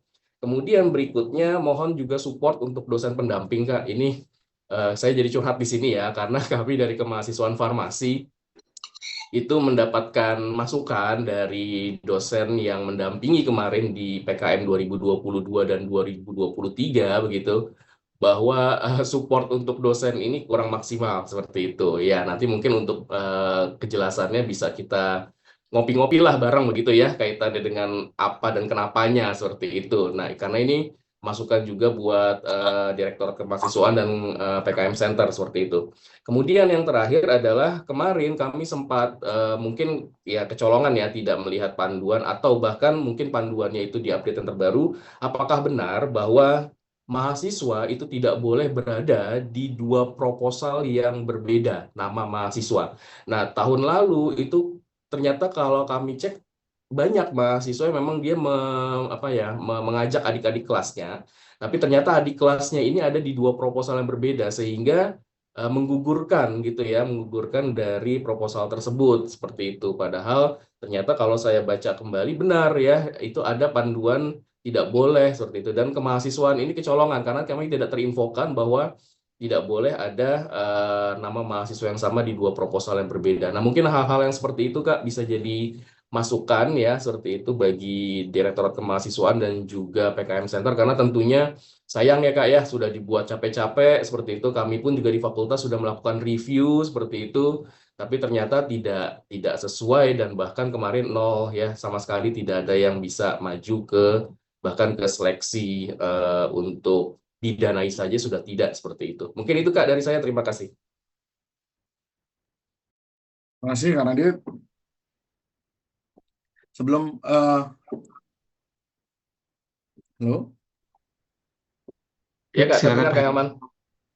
Ya, terima kasih Kak Radit atas masukannya. Jadi sebelum nanti dijawab rekan-rekan dari Subdit Kemahasiswaan atau PKM Center ya, baik Sabil maupun Kak Febri ya.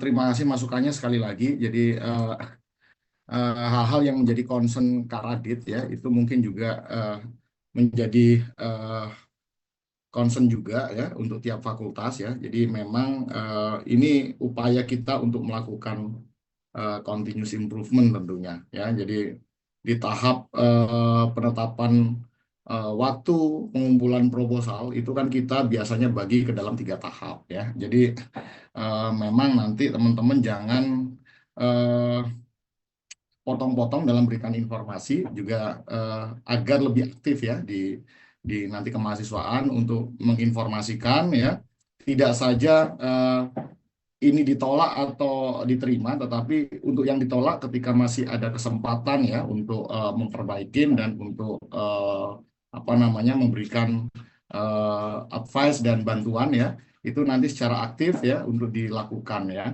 Nah, kadang mahasiswa itu melihat bahwa ketika waktu pengumpulan proposal itu sudah ditutup ya, mereka kadang bingung harus bertanya ke siapa. Nah, eh, ada mahasiswa yang memang proaktif, ada juga yang memang pasif gitu ya. Jadi mungkin dari kita ya itu harus proaktif juga ya. Jadi memberikan solusi.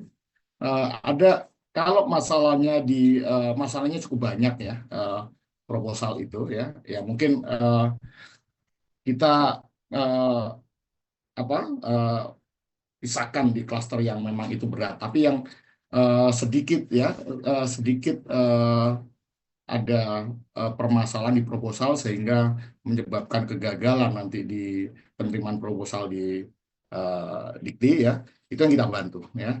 Jadi tahapan-tahapan itu nanti jelas ya, karena khawatirnya ketika tahap 1 dibuka, mahasiswa udah terlambat, jangan sampai mereka tidak terinformasi ada tahapan berikutnya gitu ya.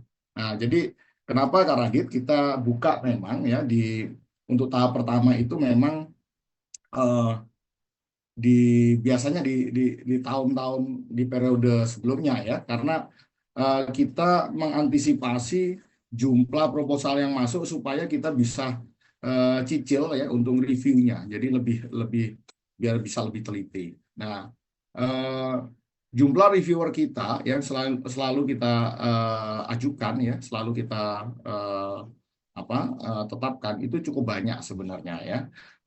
Hanya memang kendala kami sebelumnya ketika jumlah proposal itu ternyata ngumpul ya di tahap terakhir, ini yang proses reviewnya nggak optimal dan waktu yang ada juga sangat terbatas. Jadi kenapa kita bedakan ke dalam beberapa tahapan supaya teman-teman yang ada kesiapan lebih dulu ya untuk mengumpulkan proposal silakan. Jadi di situ akan ada durasi yang cukup panjang untuk konsultasi dengan tim PKM Center tentunya ya. Jadi ini meningkatkan peluang proposal akan lolos kalau memang persiapannya juga lebih panjang ya. Nah, juga eh, untuk proposal-proposal, jadi tadi ya masalah eh, nama yang sama di satu apa namanya di beberapa proposal ya. Itu juga masukan yang bagus ya buat Kak Radit. Jadi ini juga PR buat tim reviewer. Jadi jangan sampai silo ya. Jadi harus ada yang pertama perlu dilakukan ya teknisnya adalah semua nama yang ada dalam setiap proposal itu dibikin list ya. Jadi nanti akan ketahuan ya ada berapa nama yang akan keluar gitu ya. Karena Kak Radit ini proses reviewer ini biasanya eh, satu reviewer itu megang beberapa proposal ya. Jadi ada kemungkinan memang tidak terinfo ya. Jadi mereka fokus di proposalnya ya, baik di substansi maupun di formatnya. Cuman tentunya reviewer itu tidak sampai pada nama ini ada nih di proposal yang lainnya, kecuali memang proposal yang ada nama yang sama ini dipegang oleh satu reviewer. Jadi untuk mengantisipasi hal tersebut, ini perlu adanya perbaikan nanti di proses koordinasi antar reviewer yang dikomandoi teman-teman dari PKM Center maupun Subdit Kemahasiswaan. Ya, jadi memang kita lagi berupaya untuk memperbaiki celah-celah yang membuat kita minim untuk lolos PIMNAS, salah satunya di administrasi ya. Jadi terima kasih masukannya Kak Radit sekali lagi. Jadi kita selama ini tahu bahwa masalahnya adalah yang banyak mengeliminasi kita ya di ketahapan berikutnya adalah di masalah teknis terkait dengan format-format proposal. Jadi ini yang penting, saya juga kaget ya, farmasi ini tiap tahun selalu ada sosialisasi. Namun tahun kemarin memang saya tanya, loh kok farmasi ya nggak ada yang lolos kan begitu ya. Jadi ini sudah dapat masukan kita ya kenapa-kenapanya tidak lolos ya. Terima kasih, silakan dilanjut untuk respon dari concern dan pertanyaan dari Kak Radit untuk teman-teman PKM maupun Subdit Kemahasiswaan. Ya, makasih. Baik, terima kasih Pak Helman atas jawabannya. Terima kasih pula Pak Radit atas pertanyaannya, Pak, tadi atas feedbacknya pula. Mungkin kita akan masuk ke pertanyaan terakhir, itu pertanyaan untuk Kak Febri. Izin bertanya, Kak, apa inspirasi ide Kakak dalam pengembangan PKM kewirausahaan Kakak mengenai Coldfish tablet kolagen sampai mendapatkan Sebelum judul ke yang situ, sekiranya... karena ini sebentar sebelum ke Ya, situ, barangkali ada iya, Pak. tambahan lagi ya. Oh Karena iya, secara Iya. teknis, tim PKM Center maupun teman-teman dari Subdit Penalaran ini kan yang memang selama ini secara teknis terlibat ya dalam proses reviewer ya, eh, pemantauan ya dan monitoring terhadap progres perkembangan proposal dan setelahnya. Mungkin hal yang tadi jadi concern Kak Radit barangkali secara teknis bisa ditambahkan ya dari apa yang saya sampaikan tadi. Terima kasih. baik Pak. Untuk dari pihak PKM Center, iya, apakah ada yang ingin disampaikan terlebih dahulu? Ya, baik. Terima kasih Mbak Reni ya. Dan izin Pak Radit, Pak Helman, Bapak Ibu pimpinan dari Fakultas Farmasi dan teman-teman mahasiswa farmasi, izin perkenalkan saya Imam dari mahasiswa farmasi. Mungkin menambahkan ya, yang mungkin tadi disampaikan oleh Pak Helman terkait evaluasi dan mungkin saran untuk kedepannya untuk PKM. Dan terima kasih banyak. Tadi Pak Radit juga mungkin juga sudah cukup banyak ya memberikan evaluasi terhadap PKM sejauh ini gitu dari permasalahan yang mungkin memang apa namanya ya, selalu terjadi ya dari tiap tahun di UI terutama dan farmasi juga gitu. Jadi dari beberapa poin yang tadi Pak Radit sampaikan mungkin kami juga sudah mengevaluasi tersebut Pak gitu. Jadi dari mulai sosialisasi, kemudian informasi pedoman, kemudian juga format penulisan proposal. Kita juga evaluasi untuk pelaksanaan di tahun berikutnya, seperti itu. Dan mungkin kalau misalkan saya menambahkan adalah terkait informasi pedoman pertama ya, yang terbaru mungkin pedoman 2025. Benar, mungkin kalau pedoman terbaru untuk tahun ini memang belum ada ya Pak. Jadi memang kita kan memang pedoman itu sumbernya dari Dikti ya, dari Kemendikbudristek Dikti gitu. Jadi sumber utamanya dari situ. Dan terakhir pedoman yang sudah ada atau yang sekarang ada adalah pedoman 2024.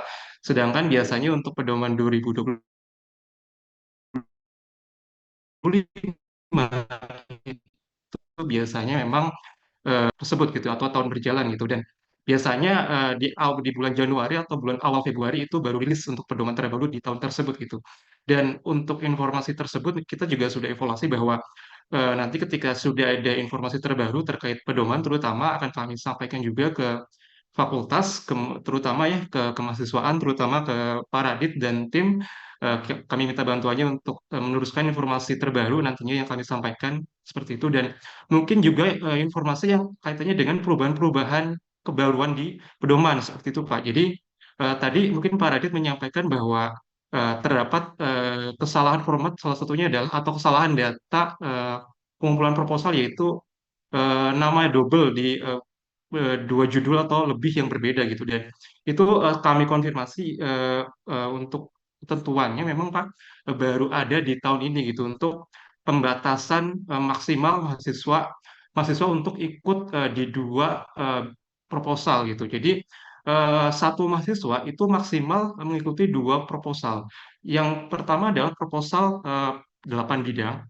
Jadi dari PKM riset, kemudian apa namanya PPM, IPTEK, gagasan itu maksimal satu proposal. Kemudian satu proposalnya lagi adalah proposal PKM skema insentif, yaitu PKM antara PKM AI atau PKM GFT. Jadi maksimal dua proposal itu Pak. Jadi memang ketentuan itu pun baru ada di tahun ini.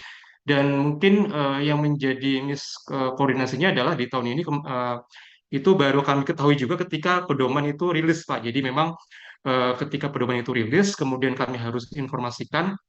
Nah, mungkin yang menjadi evaluasinya adalah ketika informasi-informasi tersebut nanti kami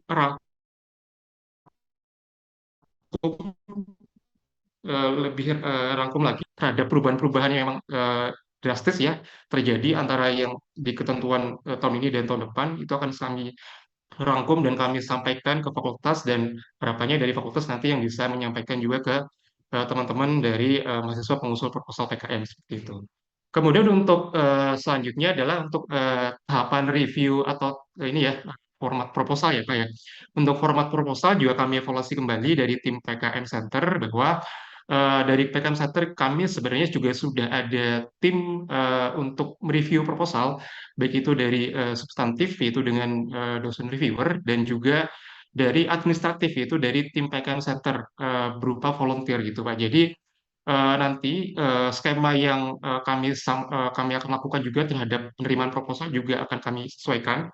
Untuk mungkin tadi Pak Radit juga concern terhadap lembar pengasahan ataupun ini ya apa namanya biodata dosen pendamping, biodata mahasiswa yang memerlukan tanda tangan dasar ya itu mungkin akan kami apa namanya bedakan tahapannya gitu. Jadi kami akan fokus terlebih dahulu di tahapan pertama adalah untuk penerimaan proposal dalam isi halaman inti gitu Pak. Jadi dari halaman daftar pustaka sampai apa namanya dari daftar isi sampai daftar pustaka seperti itu. Untuk lampiran-lampiran yang memerlukan tanda tangan basah dan pengesahan dari dosen pendamping itu kami akan lakukan atau akan kami data lagi di tahapan berikutnya. Jadi mahasiswa fokus terhadap penulisan terlebih dahulu gitu. Jadi tidak ada miss juga dalam penulisan tanggal ataupun meminta tanda tangan terhadap dosen pendamping gitu. Jadi nanti akan kami buatkan skemanya untuk penerimaan proposalnya seperti itu Pak. Jadi harapannya nanti mahasiswa sudah mengumpulkan terlebih dahulu proposal ke kami, kemudian kami review. Jika ada perubahan perbaikan dan perubahan-perubahan yang memang harus dilakukan, akan kami informasikan kembali baik itu ke mahasiswa pengusul proposal ataupun juga ke fakultas untuk diketahui dan disampaikan sebagai follow up terhadap mahasiswa di fakultasnya seperti itu Bapak. Jadi memang beberapa penyesuaian sudah kita evaluasi untuk penerimaan proposal di tahun 2025. Jadi harapannya dengan evaluasi-evaluasi yang tadi nanti kita sesuaikan itu bisa memaksimalkan lagi kualitas proposal terutama dalam sisi administratif gitu Pak. Jadi eh, mungkin izin nanti lebih banyak akan koordinasi terhadap kemahasiswaan farmasi ya untuk informasi terbaru terutama terkait pedoman terbaru, kemudian perubahan-perubahan terkait ketentuan PKM dan informasi terkait penerimaan serta timeline yang mungkin nanti akan kami sampaikan menyusul seperti itu Bapak. Mungkin itu tambahan dari kami Bapak nanti untuk informasi lebih lanjut mungkin kita informasi sampaikan di sesi setelah Zoom meeting ini. Terima kasih Pak Radit, Pak Helman, Bapak Ibu dan teman-teman. Terima Saya kasih, Imam. kembalikan. Terima kasih, Imam. Satu lagi menambahkan tadi terkait dengan masalah dosen pembimbing ya, walaupun nanti secara detailnya ya, nanti kita bisa diskusi lebih lanjut Kak Radit. Cuman memang ini lesson learned ya, jadi ini juga karena mayoritas yang hadir di sini mahasiswa. Jadi kita belajar dari Universitas Hasanuddin yang Pimnas 37 ini Unhas itu juara umum ya. Sebelumnya ada tren yang cukup meningkat terkait dengan jumlah proposal yang lolos ya. Tahun kemarin pun Unhas itu menjadi universitas dengan jumlah proposal yang paling banyak lolos ya. Nah, tahun ini mereka bisa jadi juara umum ya. Nah, beberapa tahun yang lalu ya, jauh sebelum itu, Unhas itu melakukan studi banding justru ke kita ya terkait ajang-ajang perlombaan yang diadakan Dikti dan salah satunya PKM ini. Jadi beberapa tahun yang lalu kita jauh lebih unggul dibanding Unhas, tapi selanjutnya kita justru tertinggal dan tahun kemarin kita justru yang melakukan studi banding ke Unhas ya.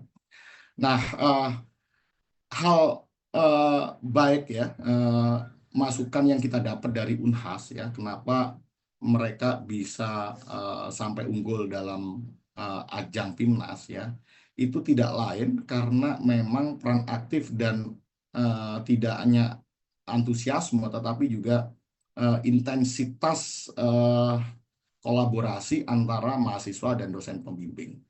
Jadi kalau dosen pembimbing dalam tahap proposal ini ya perannya lebih banyak ke rumusan ide ya sama tentunya pendekatan yang akan digunakan.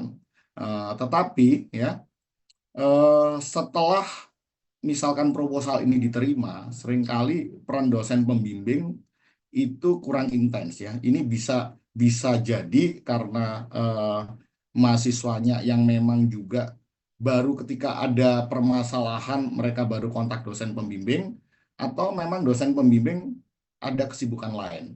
Jadi mereka itu sempat menggambarkan ya, bahkan mahasiswa itu sampai nginep ya di rumahnya dosen pembimbing untuk diskusi PKM day to day gitu ya. Nah, kita melihat ya walaupun mungkin kita tidak beberapa cara tidak seperti itu, tetapi saya melihat bahwa koordinasi dan intensitas ya keterlibatan masing-masing dosen pembimbing juga dengan mahasiswanya itu harus kuat gitu ya. Jangan cuman ditarget berapa pertemuan saja. Nah, ini juga menjadi refleksi kita aja, misalkan ya, dalam proses pembimbingan skripsi ya, kadang untuk pertemuan membimbing mahasiswa ini juga kita minim gitu ya. Jadi ini bisa menjadi satu ya perhatian juga dari teman-teman mahasiswa di sini. Jadi harus proaktif juga ya ketika harus koordinasi dengan dosen pembimbingnya ya. Jadi apa-apa saja itu harus aktif ditanyakan gitu ya. Nah, ada dua hal manfaat dari koordinasi itu. Yang satu bisa jadi dosen pembimbing akan mendapatkan feedback dan pembelajaran yang mungkin hal-hal teknis ya, perkembangan terkait dengan lomba itu dosen pembimbing kadang mahasiswa itu lebih update gitu ya, informasinya dibandingkan dosen pembimbing. Jadi ada pembelajaran juga terhadap dosen pembimbing. Terus bagi fakultas juga ini bisa juga menjadi acuan barangkali kalau memang harus mempertimbangkan ya penunjukan ya dosen pembimbing yang akan ngawal proposal PKM. Jadi memang melihat ya tidak hanya pada bidang ya yang sesuai, tetapi juga antusiasme ya dosen pembimbing ya, kesediaan waktu ya, dan keaktifan dosen pembimbing dalam mengawal proposal atau ide-ide di PKM ini. Gitu, Kak Radit. Terima kasih. Oke, baik. Terima kasih Pak Helman dan Kak Imam atas tambahannya. Kalau dari Pak Radit sendiri, apakah ada yang ingin dipertanyakan kembali, Pak? Cukup, Kak, mungkin itu saja. Nanti lebih detailnya setelah apa namanya program ini ada panduannya begitu ya, karena akan lebih banyak nanti tektokannya di sana seperti itu. Kasih Kak Helman, Kak Imam. Oke, sama-sama. Ya, baik, terima kasih banyak Pak Radit atas tambahannya. Mungkin tadi kita masuk ke pertanyaan terakhir untuk Kak Febri. Izin bertanya Kak, apa inspirasi ide Kakak dalam pengembangan PKMK kewirausahaan Kak Febri mengenai Colfish tablet kolagen sampai mendapatkan judul yang sekiranya tepat? Mungkin untuk Kak Febri, waktu dan layar dipersilahkan. Oke, baik. Ini konfirmasi berarti pertanyaan itu asal usulnya ya gitu ya. Oke. Ya, betul Kak. Jadi kalau tadi ya dari rumus itu tadi gitu. Jadi kita benar-benar karena kita di tim kita itu 5 jurusan yang berbeda. Jadi kita itu adalah bagaimana caranya kita punya ide itu bisa masuk ke semua jurusan. Nah, karena kita itu ada yang dari teknik kimia, ada sama keperawatan, tiga ini ya yang jadi core-nya gitu ya. Karena kalau udah di PKMK kan FEB bisa masuk di mana aja gitu, nggak ngelihat dari produknya, tapi ngelihat dari sisi ekonominya gitu, dari sisi bukan dari sisi idenya gitu. Makanya kita nyari nih suatu masalah yang itu bisa, misal masalahnya dari masalah kesehatan, dari masalah yang itu di ranah studinya kita gitu, di kesehatan masyarakat, di keperawatan. Nah, tapi bisa diatasi dengan suatu produk yang itu bisa diformulasikan dan solusi dari teknik kimia gitu, atau dari ranah lingkup kimia gitu. Nah, di situ sih salah satu cara kita dan alasan kita kenapa kita pilih PKM ini, judul ini gitu. Terus yang kedua adalah tadi ya yang trennya gitu, tren limbah itu benar-benar dilihat banget sama reviewer gitu, dan pasti biasa tuh suka gitu dengan penggunaan limbah gitu. Itu juga jadi catatan penting buat catatan dan alasan kita kenapa kita pilih pilih limbah itu. Nah, kalau ditanya nih kenapa pakai limbah itu gitu, kita balik lagi dari masalah yang ada di lingkungan sekitar gitu. Karena di Semarang itu, karena aku di Undip di Semarang, dan Semarang itu ada di wilayah pesisir, dan banyak banget pasar ikan di sana, dan sumber daya limbahnya itu tuh banyak di sana gitu. Nah, kita perkuat lagi kenapa kita ambil limbah itu, karena itu berasal juga dari daerah kita gitu. Karena kalau udah ngebahas soal bisnis, peluang bisnis yang itu ada di bagian proposal, itu pasti salah satu yang dibahas adalah dari suppliernya gimana dan lain segala macam gimana gitu. Jadi itu udah kita perhitungkan di awal gitu. Jadi kurang lebih itu sih yang bisa aku sampaikan gitu. Sama mungkin aku saya mau sharing juga gitu ya, tadi tertarik gitu terkait dengan pedoman gitu ya, Pak, yang biasanya kalau pedoman dari PKM itu dia emang PKM 2020 itu bakal keluar di saat mulai dekat-dekat submission gitu. Nah, dari ini ya, dari PKM itu, pedoman PKM itu signifikansi perubahannya gimana sih gitu. Kalau untuk di tahun 2025 ini, yaitu dari ini ya, ini saya nggak bisa memastikan ini terjadi gitu, tapi dari diskusi saya juga dari teman-teman yang ada di dari pihak-pihak di kemahasiswaan gitu, di mana di kemahasiswaan yang ada di direktorat di Dikti, yang mana kalau di tahun ini itu yang kalau untuk hal-hal yang berbau dengan substansi dan sistematika itu tuh tidak akan berubah gitu. Dari yang tadi 29 dosa besar itu tidak akan berubah, terus juga dari substansi ruang lingkup dari tiap-tiap PKM itu tidak akan berubah gitu. Nah, yang biasanya berubah itu dari peraturan-peraturan yang persyaratan administrasinya. Misal di tahun 2023 itu masih boleh nih, boleh ikut 2 skema pendanaan. Ternyata di tahun ini cuma bisa 1 skema pendanaan sama 1 skema insentif gitu. Nah, biasanya yang jadi perubahan itu adalah dari segi kuota dari tiap-tiap universitas buat submission yang ada di nasional gitu. Karena di tahun lalu itu 500-600, tahun ini ada pengurangan 400-500 atau di bawah 500 gitu, di tahun depan itu sepertinya juga bakal ada pengurangan dari segi kuantitas. Universitas itu bisa mengirim Ada masuk, gitu. the mic. Oke, divine. Nah, jadi itu sih tambahan dari saya dan bisa saya bantu jelaskan gitu ya, kalau dari pedoman itu tidak akan berubah secara signifikan dari segi substansial, tapi biasanya dari segi administrasi dan lebih di ranah kuota ataupun dari ranah pengurangan proposalnya gitu. Jadi biasanya di situ. Jadi pun kita beracuan dari pedoman PKM 2024 itu masih masih linear gitu. Kalau dari segi substansi, pun juga dari segi sistematika juga masih aman gitu. Itu tambahan dari saya dan jawaban dari saya tadi. Terima kasih. Oke, baik. Terima kasih banyak Kak Febri atas tambahan dan tadi jawabannya mengenai ide dari PKM kewirausahaannya Kak Febri. Mungkin tadi jawaban dari Kak Febri itu jadi penutup acara kita hari ini, sesi pemaparan materi kita hari ini. Sekali lagi terima kasih kepada teman-teman yang sudah bertanya, dan sekali lagi terima kasih kepada Kak Febri dan Kak Sabil atas penyampaian materinya. Acara selanjutnya adalah dokumentasi. Dipersilahkan kepada para peserta untuk dapat menghidupkan kamera dan mempersiapkan diri. Kepada Tasya, selaku panitia dokumentasi, dipersilahkan. Oke, untuk teman-teman diharapkan untuk menghidupkan kamera. Aku tunggu dalam 10.3.4 ya. Terima kasih.